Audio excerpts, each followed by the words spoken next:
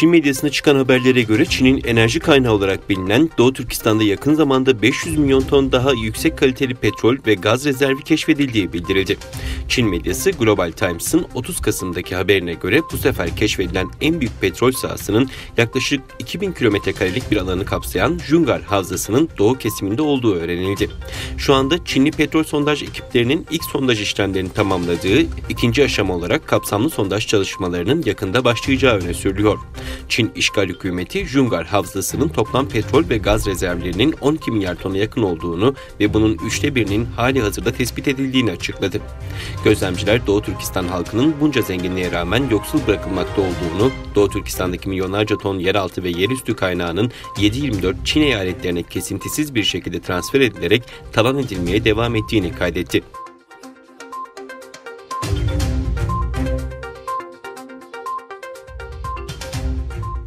Birkaç ay önce Avustralya Strateji ve Politika Enstitüsü tarafından Doğu Türkistan'daki kampların genişlemesiyle ilgili bir rapor yayınlanmıştı. Geçen hafta Çin'in yayın organı Global Times, birkaç okulun ve bir yaşlı bakım merkezinin fotoğraflarını yayınlayarak dış güçlerin Çin Komünist Parti yönetiminin halk için yaptığı tesisleri kamp olarak adlandırdığını iddia ederek Uygurlara yönelik baskıyı vurgulayan Avustralyalı düşünce kuruluşunu ABD güdümlü düşman olarak tanımladı. Ancak enstitü mensubu Nathan Reuser, Çin'in yayınladığı fotoğrafların uydu görüntülerini kontrol ederek Çin'in iddia ettiği tesislerin bünyesindeki raporlarda gösterilen toplama kamplarının tam 8 kilometre uzağında bulunan binalar olduklarını ve bu yerde bahsedilen toplama kamplarının söz konusu olmadığını doğruladı.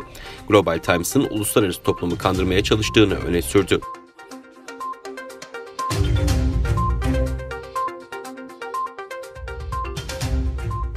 Alman basınında çıkan haberlere göre 2 Aralık'ta Berlin hükümeti, federal hükümetin insan hakları politikasına ilişkin 14. raporunu yayınlayarak Uygur, Tibet ve Hong Kong meselelerindeki tutumunu ortaya koydu. Dünyadaki insan hakları durumunu ele alan 302 sayfalık rapor, Çin'in toplama kampları politikasını şiddetle eleştiriyor. Alman hükümeti, Çin'in azınlıklara yönelik baskı ve kamplarda işkence gibi insanlık dışı politikaları hakkında ilk kez devlet adına resmi bir rapor yayınladı. Haberlere göre şimdiye kadar Alman liderler, Dışişleri Bakanlığı ve Alman Parlamentosu'nun İnsan Hakları Komitesi, Çin'in insanlığa karşı işlediği suçları, özellikle de toplama kamplarında milyonlarca Uygur'a uyguladığı baskıyı diplomatik normlar altında dikkatle eleştiriyordu. Rapora göre toplama kampları konusuna ek olarak rapor aynı zamanda Uygurların karşı karşıya olduğu zorla çalıştırma, zorla kürtaj meselesine de dikkat çekti. Ayrıca Çin'in Uygurların din ve kültürünü Çinileştirmeye zorladığı ve Uygurların Çin Komünist Partisi'nin kültürel teori ve talimatlarına uymaya zorlandığı vurgulandı.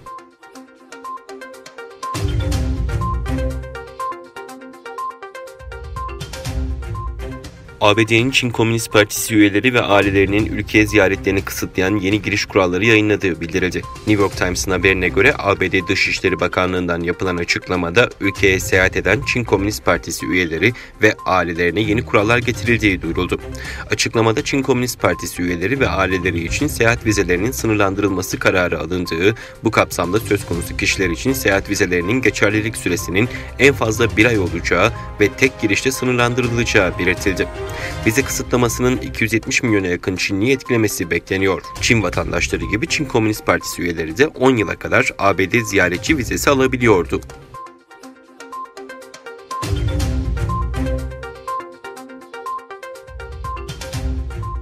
ABD'nin en üst düzey istihbarat yetkilisi, Ulusal İstihbarat Direktörü, Çin'in 2. Dünya Savaşı'ndan bu yana demokrasi ve özgürlüğe en büyük tehdit olduğunu söyledi. Wall Street Journal gazetesinde bir makale kaleme alan direktör, Çin'in ABD'nin sırlarını çalarak ve piyasada ABD'li şirketlerin yerini alarak büyüdüğünü belirtti. Trump yönetimi Çin ürünlerine gümrük vergileri koyarak Çin'i fikri mülkiyet hırsızlığıyla suçlayarak Pekin'e karşı sert bir tutum takınmıştı.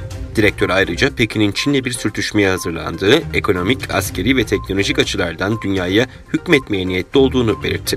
Daha önce Dışişleri Bakanı Mike Pompeo ve FBI Başkanı da benzer açıklamalar yapmıştı.